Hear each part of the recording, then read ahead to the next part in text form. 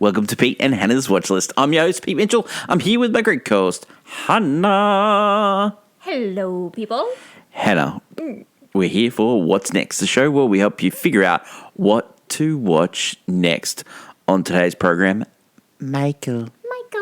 And we're also going to talk about Exit 8. Oh. Hannah, how was your weekend? Pretty chill. Pretty chilled? Pretty chill. I caught up on Netflix's Exo Kitty, Yeah? which was a cringe fest, but I still enjoyed it. Well, Hannah, what I did, I worked all weekend. Hard worker as I am. Not. But I had a chance to go to the shops. Yes. And I always pay up my bets. So I have a few bets to pay up on. First bet that I lost from you last year was the box office draft. And you asked for Wicked... For good. For Good. And it's on Steelbook. Here it is. Thank you. I accept my winning prize. Then Oscar bet earlier this year. I lost again. This one... Pretty terribly, I lost, actually. Last year was just one, but this year I lost a lot. I played it safe. Yeah, I always play with my heart. So I got you two movies this time. One, Clue, which is on 4K, stars your favourite actor, probably your top 5 actors of all time. Right there with Tim Curry. Tim Curry. Thank you. Clue. I love Tim Curry. And also... Emily Rickards is one of your favourite television actresses. She was on the great show Arrow, and she stars in a movie, Queen of the Ring. I know you've been looking forward to watching this, so here it is on DVD, and that is for your Thank you. collection. So, as I always pay out for bets, we'll do an update at the end of May for how we're going with the box office draft this year. It's an interesting draft, this one. Yeah. Interesting. I think it's an interesting one.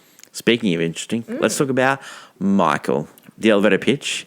It follows from the Jackson 5 until he goes out on his own, Michael Jackson, the pop star. The king of pop. From Gary, Indiana, with his 4 other brothers and his father and mother, pulling strings behind the scenes to becoming one of the greatest pop stars of all time. This movie is directed by Antoine Fuqua, who gave us Training Day. It's written by John Logan, who wrote Gladiator and Aviator, and stars Jafar Jackson, who is Michael's nephew in his first ever role. Nia Long stars as Michael's mum, and Michael's dad, who he calls Joseph in the movie, Coleman Domingo, who I am a huge fan of. You are number one Reasons to see Michael Jackson. Now, I want to get out right here off the bat. When I was a kid, huge Michael Jackson fan. I loved him. I remember coming of age, I was an 80s kid and a teenager in the 90s. So... in the 80s, I can remember my first big album, it was the Zeitgeist, and I can remember it being huge, was Bad. And it was just a huge album, and everyone loved it. And just massive, right? Masterpiece. And then when he did Dangerous, and he dropped that single Black and White, I can remember it was just... fever pitch. It was unbelievable. I wanted to go to the concert. I couldn't get to go. My sister got the album. I played it like heaps and heaps of times. So huge Michael Jackson fan. Absolutely huge. So my expectations for this movie were huge when I heard they're making a movie about Michael Jackson. And then I started hearing the reports about the movie, how it had to be reworked because they got the third act wrong because they incorporate stuff they're not allowed to talk about. Yes. And then a lot of moments and actual people were pulled from the movie because they didn't want to be a part of the movie no longer. Yes. So. Janet, not even mentioned. Diana Ross as well. Donna Ross. She was in the movie. It has now been taken out of the movie. Yep, and it's poorer for it. Okay, so I just want to preface that say, so what I loved about the movie is just hearing Michael Jackson songs for 2 hours. As a songwriter, as a music interpreter, there's just been none better. He's just he's the king of pop for a reason. There has not been someone since. How really. Elvis hijacked black music, Michael Jackson took it back and reworked rock music, mixed in with Motown music, and created a pop blend that has never been equaled. Nope. Never been equaled. And what an absolute star. He had so much charisma. Reasons not to see this movie, there's none of that on the screen. There is absolutely, this is devoid of any enjoyment whatsoever other than the music. Michael had a charisma that just jumped out at you, and I felt sorry for Jafar because he just wasn't up to it. He wasn't up to the task.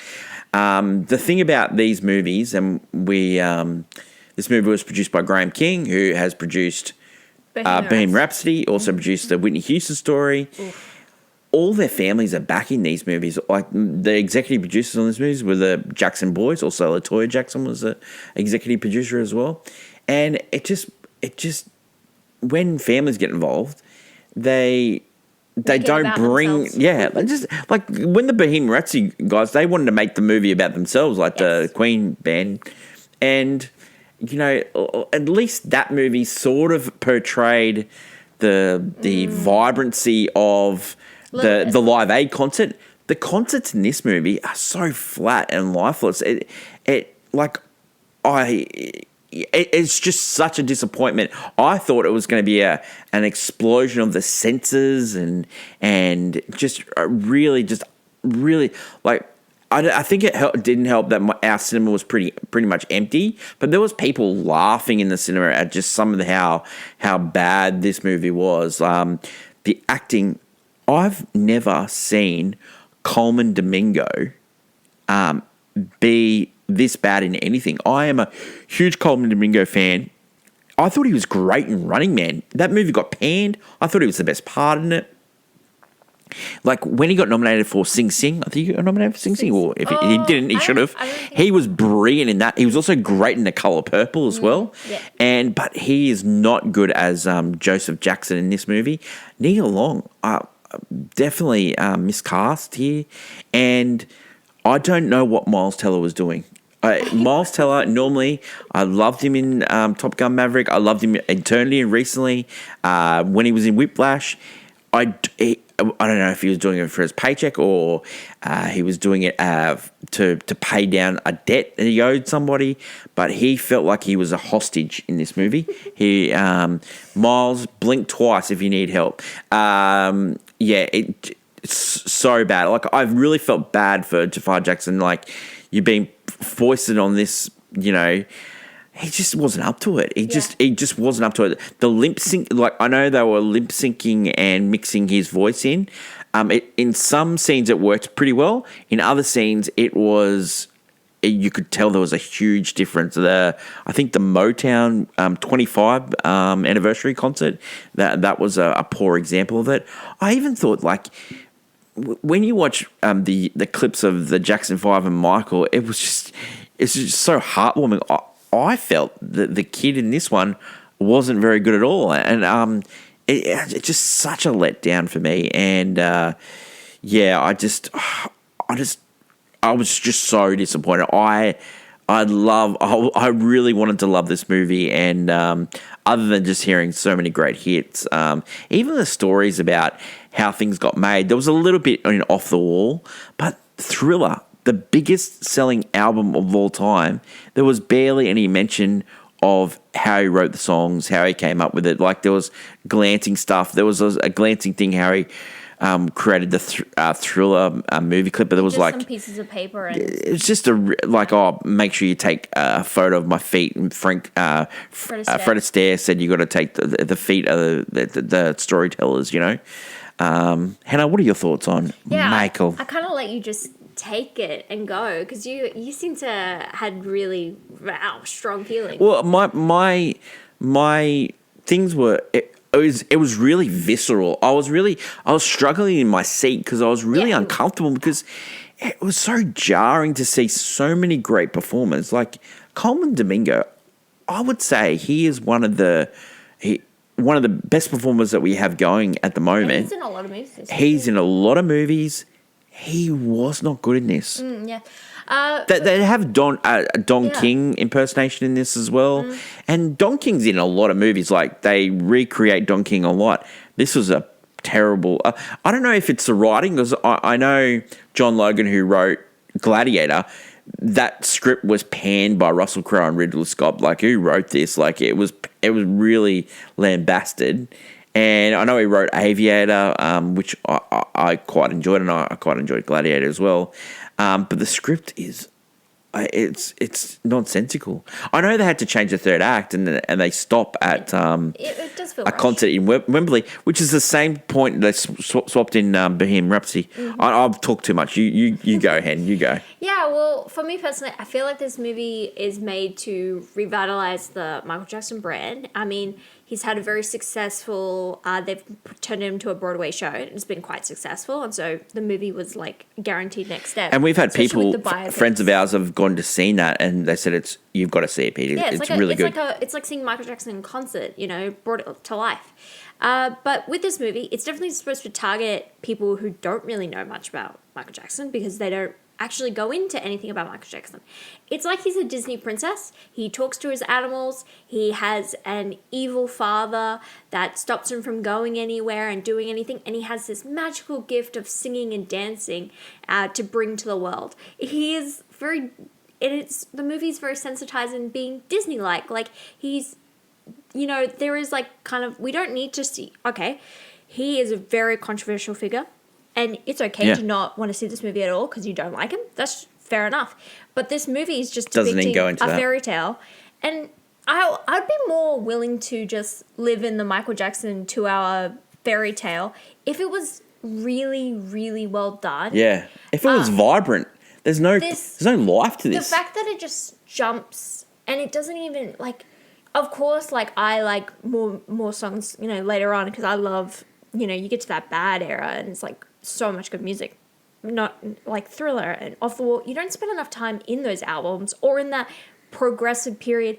And because you've cut out a lot of people in his life, you actually don't get these like really moments where you're like, oh, like his impact on the world, because you actually don't get the impact. Yeah. There's like, they fit in a scene about the MTV thing, about how he tried to get himself, like tried to get on MTV because they would never let, black artists on there. Yeah.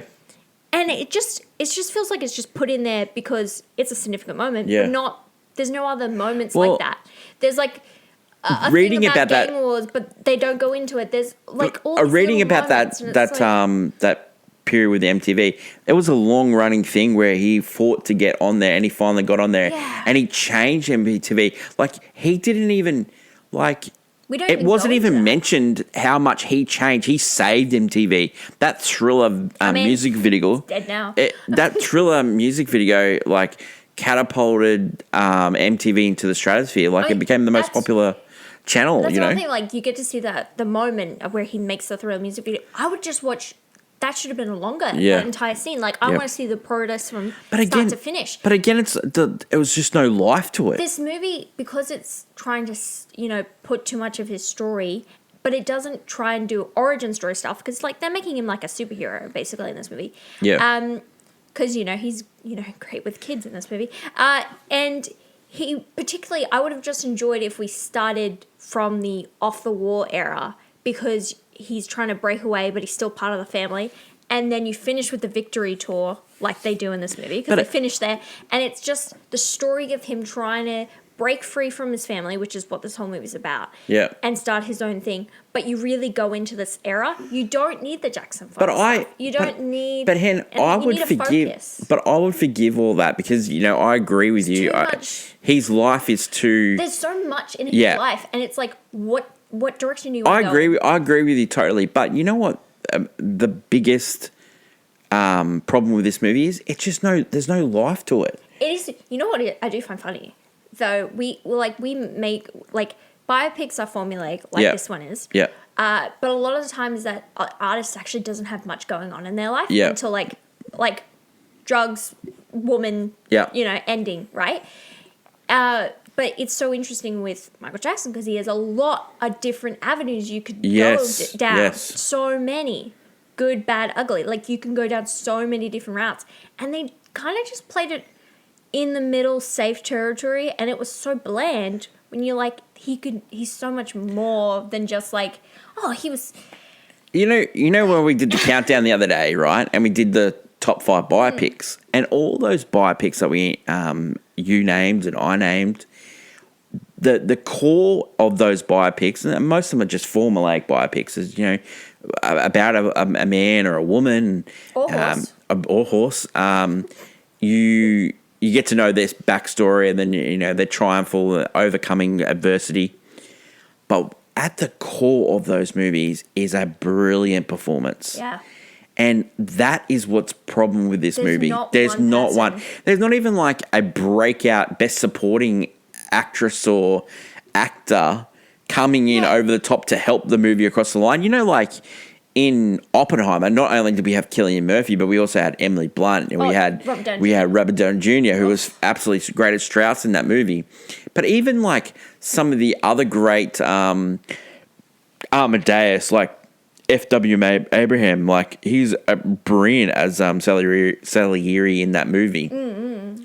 Like, what's love got to do with it? I opine about how good Angela Bassett is in that movie, but Lawrence Fishburne as Ike Turner, unbelievable in that movie as well. Like, just off the charts good in that movie. Like, just like he was an evil character, that Ike Turner, but Lawrence Fishburne didn't play him as like a caricature.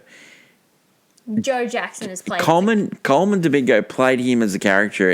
He had this weird face on. A bad guy. Yeah, definitely. They don't His makeup was. I thought it was very, very ordinary. Like it just. Yeah, I just did not. Like I will like. There are some moments that are funny because the way that they film Michael's relationship with his father is just so like, Michael's like, I'm going to make it out on my own, but I can't speak to him. And so you have just like moments of like everything stops when his father enters the room.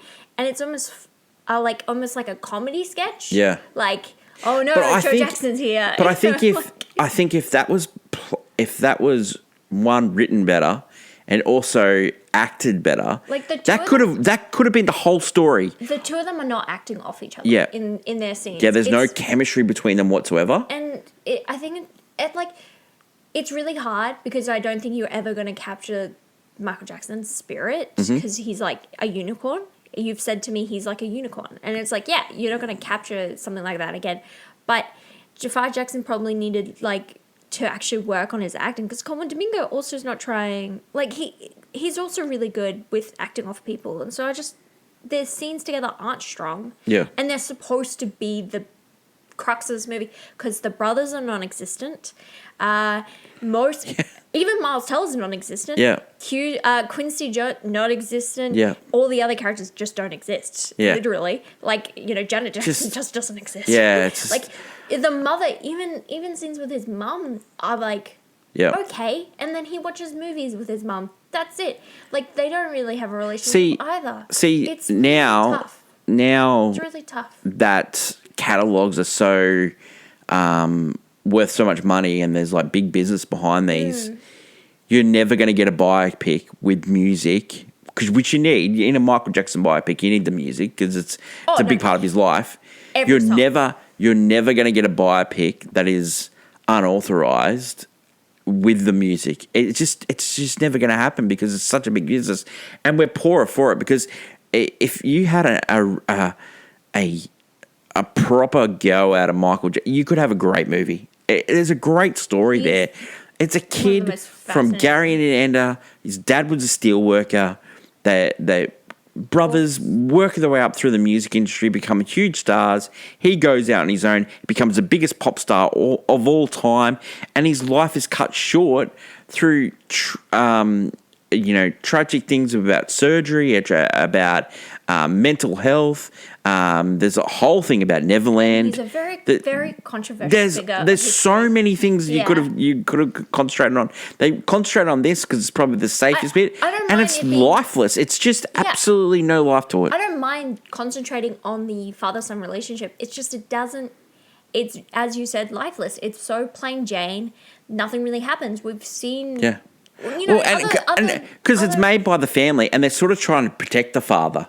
So they're sort of trying to protect him, Which is... and It's very similar with because Bohemian Rhapsody. you said it before when we were coming home from the movie. You said they tried in one scene where he comes home from a day out They at show it, Steelworks, try to show and he's got his lunch pail, and before he opens the door, he takes a deep breath to like put on a show because he's had a hard day at work, and then he asks the boys, what what do they want from He kind of like snaps into manager. manager role, so the boys are trying to protect him, but also show that they had a tough time with him. Great with Michael. Yeah. I was like, he's probably a lot tougher with Michael, but it's also just whenever.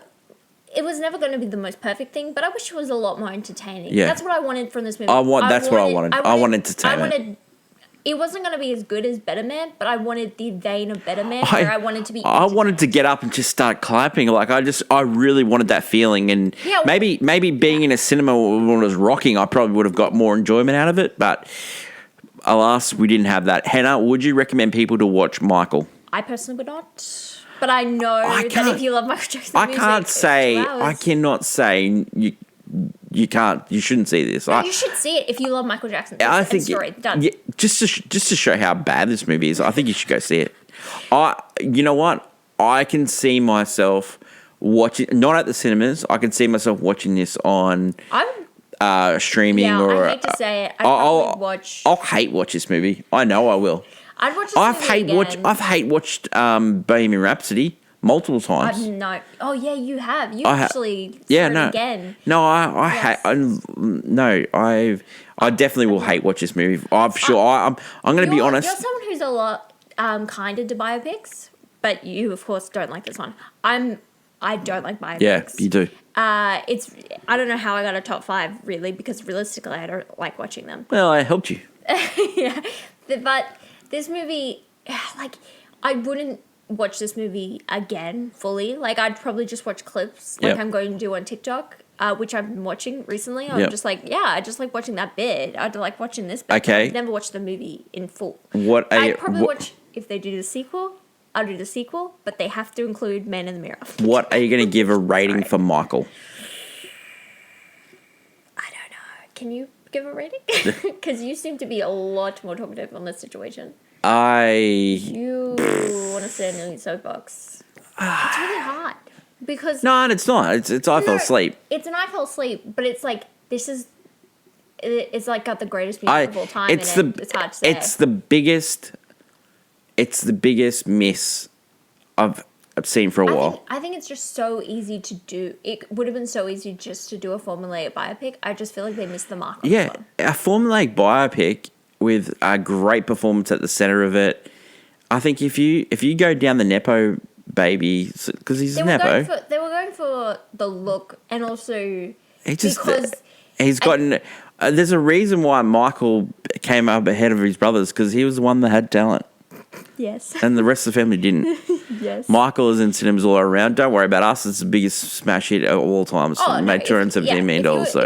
If you're like, I'm keen to watch Michael Jackson music for 2 hours, then go see it. And then you'll be like, you'll leave it going, I wish it was better. But I would love to hear feedback from the audience who actually liked this movie. I'd love to hear about it and what they actually did like about it. Yeah, anyway. because as a fan, you probably get upset because they didn't include certain sections of his life, which they don't in this movie. So, look, we don't know if we'll get a sequel or what will happen, but it's great music at the end of the day. That's the only thing anyway, Michael's in cinemas now. Check your local listings.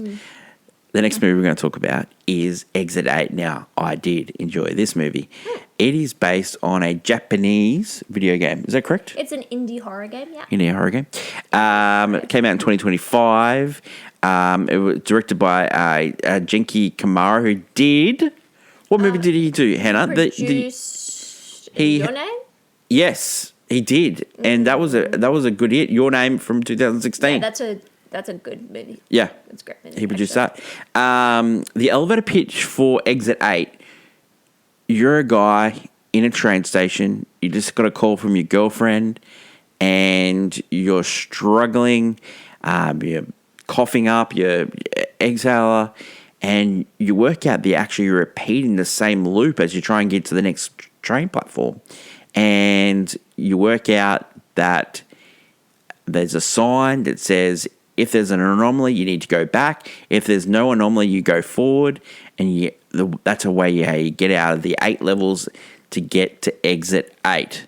Reasons to see Exit 8. I love a little psychological thriller that plays back on you. This is a good short little story that they've turned into a movie, and it had me on my... I was on my edge of my seat. I had goosebumps in it. Reasons not to see this movie. There's not much to this story at all. It unfolds a little bit. There's a little bit like Interstellar sort of vibes, Memento sort of vibes. But what are your thoughts on Exit 8, Hen? It should have been a short film. Oh, wow. It's true. Look, with the game, it's an anomaly game, which became quite popular, actually. It's where, the whole, if you spot something out of place. So say you're in one room, it looks the same, you go through once, then you're going through again. If you spot there seems to be a picture out of place, then you gotta, reset, go back. And it eps up, try to get a lot scarier, things happen. And this film delves into it, but I feel like it takes too long because it's trying to establish the anomaly kind of thing really early on. And so you're repeating things. And as someone who, has watched a lot of anomaly games and stuff, when you get so annoyed when you obviously spot the anomaly and he doesn't notice it. And you're like, but... who's really good in this movie? What? The boy. The little kid. The little kid. I think it's Naru Asanuma. Yeah, He's fantastic in this. I love... The movie actually gets a little bit speed when he gets in there. Because I do it does keep the essence of the game, I would say, but the whole it's really cute. I just feel like it's not 90 minutes, it's more of 60 minutes. It was just a little too long, and I don't mind the whole loop, I don't mind the whole movie. I just felt it was just 90 minutes for what is a short film. To be honest, it does feel like a Black Mirror episode. It does. But I'd rather a movie like this where they're trying to expand something into what we got with the previous movie that we were talking about. It's interesting. Yeah, I like the aspect of his story connecting to, because the whole point of being trapped in this loop is connecting to your own inner turmoil kind of thing, which works. We're getting a lot more of these. We'll get things like The Back Room. A24's doing The Back Rooms and such, these indie horror games getting movies, which is crazy. Yeah. I don't know if they translate 100% well to movies because, Well, we got the Iron Lung earlier in the year. Iron Lung is what is going to be a problem because now that's why we're getting all these greenlit, all these movie adaptations. Yep. Seeing something like Iron Lung do well is a really, I'm happy for Mark, but damn, we're going to be stuck with these adaptations for a while. Yeah, true. And they don't always translate well. Another thing because the feeling you get while playing them is something very, very lodged into the game itself and the game media, whereas in movies there's a little bit more of a sit back and watch, and so you got to really create that kind of story. Sometimes they do it well. I just felt here it was just it was episode like. Another thing that I really enjoyed about this movie was the use of Bolero, which was used in the great movie 10, which is directed by Blake Edwards, stars Dudley Moore, Bo Derek, also Julie Andrews is in that movie, and Dudley Moore's character uses Bolero to woo women. Yes. And the fact that this song's played in the movie a little bit, it got me. I actually enjoyed it. would you recommend people to see Exit 8? I think I would. I think it's like if you love the little horror type movies, like we talk about like something like Iron Lung, you would get a kick out of this one. Would you now? Probably would you watch this movie again? But would you pick this one up on like a social media platform, like would you stream it? Would you buy a copy of it? Or I think it's good. I really do. I think it's good. I don't know if because I'm not someone's owning it. You'd say, but I would definitely own it. I like this movie. Yeah, I just. Yeah, I know. I did. It's not my type of film. That's why. Okay. What rating are you going to give it? It's better than Michael. It is. So it's like I'd say it's an iPad on my phone. I think it's an iPad on my phones too. But I tell you what, I enjoyed it immensely. Yeah, I was happy. It's as advertised. Exactly like psychological thriller. Sweet little nugget of a psychological thriller. But undefeated with me. That is it for today's program. Michael and Exit 8. Let us know in the comments below your thoughts on those movies, or if any of you seen any other movies that we should recommend us to watch. If you like Michael, good. I'm glad you enjoyed Michael. It's supposed to be enjoyed. On tomorrow's program, AFI Redux, and it is All Quiet on the Western Front, the 1930s version. So that should be some interesting viewing. And then Wednesday, it's movie news, and then Friday, it is Watch or Miss for the month of April. We've come to the end of April. What a sad moment. Yeah. Come to the end of April, we get Where's Pride 2? That's my birthday movie. Mm-hmm. Anyway, anything else to say to me? Do you want me to say it for the viewers at home? Well, you can say it if you want. Okay, it is Pete's birthday. It is, yes. Today. Speaking. It is today, my birthday. Yes, it would be today. As opposed to when this episode drops, it will be today. Happy birthday, good old Pete. Happy birthday. Good old. Yes, I'm old. That is true. Happy birthday. Thank you, boy Hannah. or girl. Thank you. Thank you. Sorry. Appreciate it. Be interesting. Wish all Peters. No, wish you a happy birthday. Thank you. In the comments below. Tell us. Wish him. He's young at heart. He's only 28. If you've made it to the end of this episode, congratulations. He's young at heart, like sweet old Michael. Guys, look, I really think the way they portray this guy, man, damn. I'm just glad he was a great entertainer because he was a weirdo. What about the bits about plastic surgery in the movie? I don't mind, but they don't really Michael had such you could tell he had such body dysmorphia and had so many issues, and apparently he also really hated. He would be really hard on himself on his performance. Obviously because of his father. Yeah. But they don't can we go into that? Yeah.